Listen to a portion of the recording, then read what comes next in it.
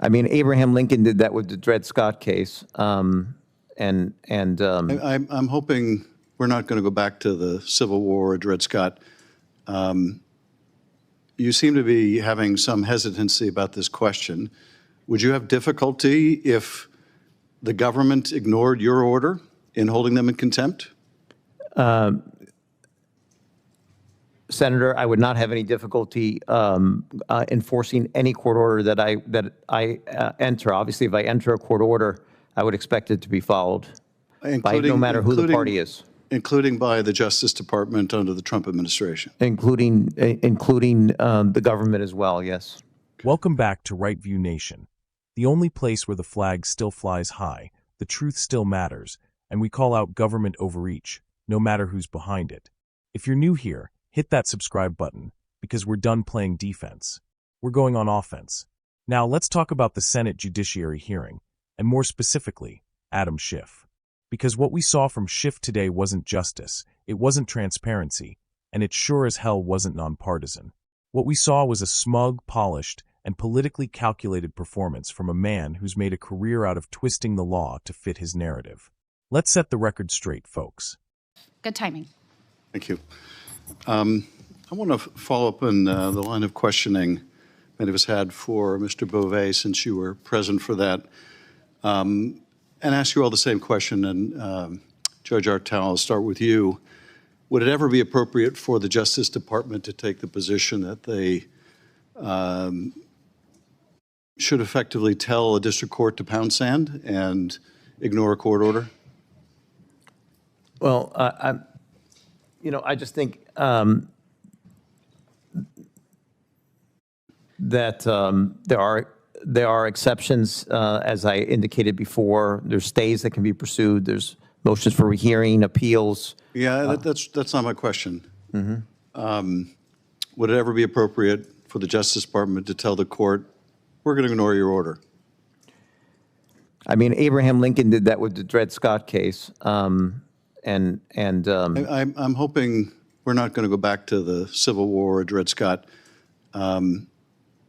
You seem to be having some hesitancy about this question. Would you have difficulty if the government ignored your order in holding them in contempt?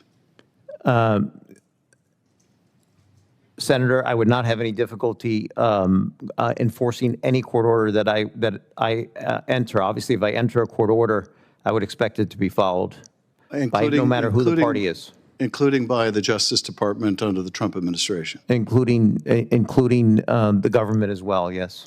Okay. Mr. Dudek, same question.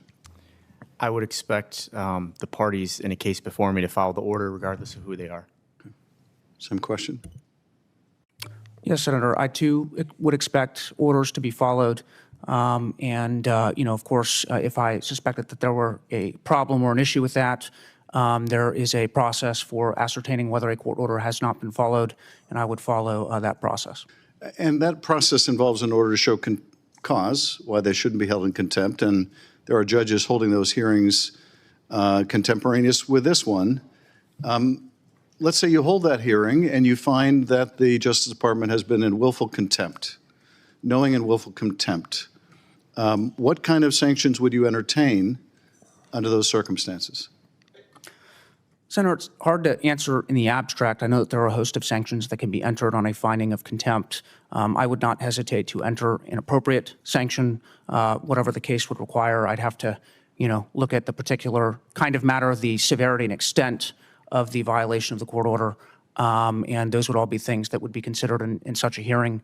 But what I can say just as a general matter is I would expect that any lawful order that I issue with jurisdiction over the case and the parties should be followed unless or until stayed or reversed or disturbed otherwise on appeal. Well, and building on that answer, Ms. Gaylord-Moe, let's say that the contempt involved rendering someone out of the country to a maximum security prison in violation of their right to be heard, in violation of habeas corpus. What kind of sanction would you order if you found after a hearing and in order to show cause that the government was willfully in contempt? Senator, I'm obviously not going to comment on any pending cases, and I'm not going to weigh in on political controversies. I can tell you that the answer to your question is, do I expect the parties in a case that's pending in front of me to comply with my orders? And the answer is yes.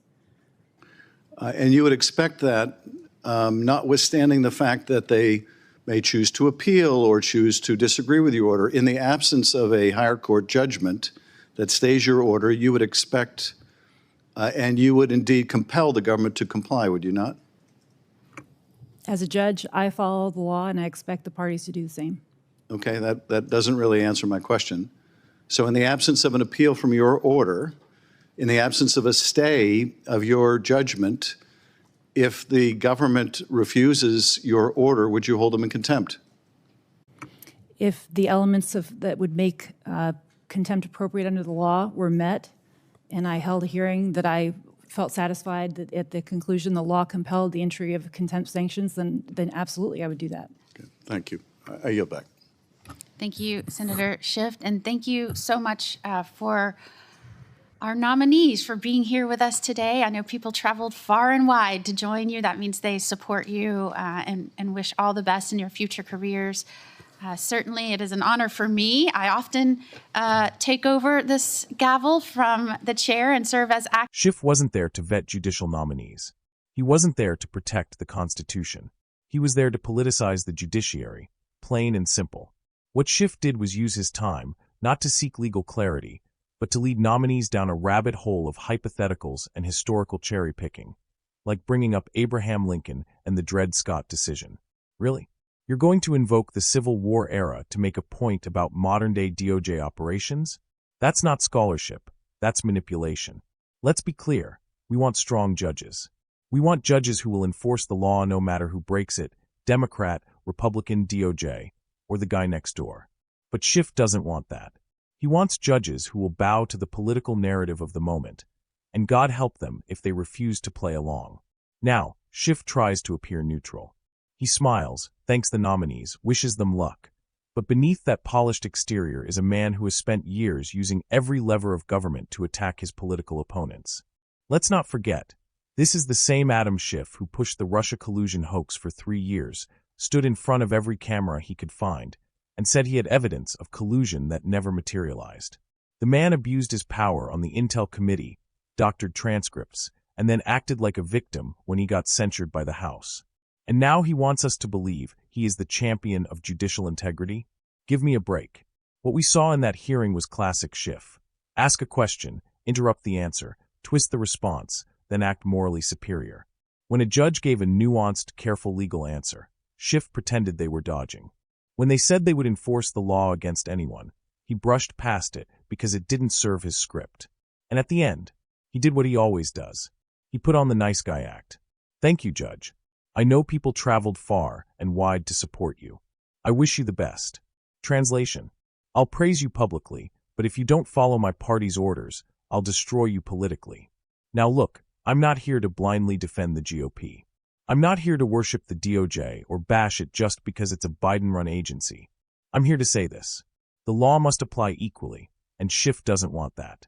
He wants ideological obedience. He wants a judiciary that will rubber-stamp political vendettas while pretending to uphold due process. That's why every patriot, Democrat, Republican, or independent should be concerned.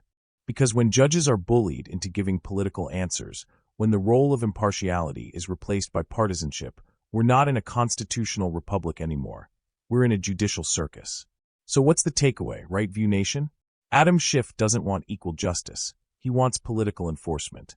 He's not defending judicial integrity, he's weaponizing it. And until we the people demand better, folks like Schiff will keep using their positions not to serve the people, but to silence the opposition. That's why we're here. To expose the games, defend the truth, and fight like hell for the Republic. Like this video. Share it. Comment below if you're tired of Adam Schiff's political theater masquerading as justice. And don't forget to subscribe, because this nation needs a right view, and together, we're going to make sure it's heard loud and clear. Until next time, stay strong, stay vigilant, and never forget. We don't bow to power. We keep power in check. This is Right View Nation.